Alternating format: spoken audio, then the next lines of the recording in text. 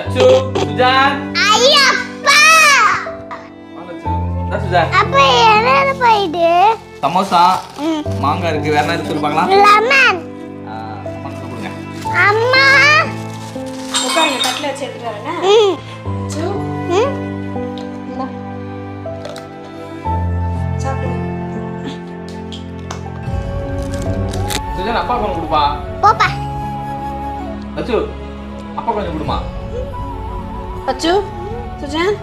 அப்பா தானே இந்த வெயிலில் கஷ்டப்பட்டு வாங்கி வந்தாரு அவருக்கு ஒன்று கொடுக்கணும்னு தோணலையா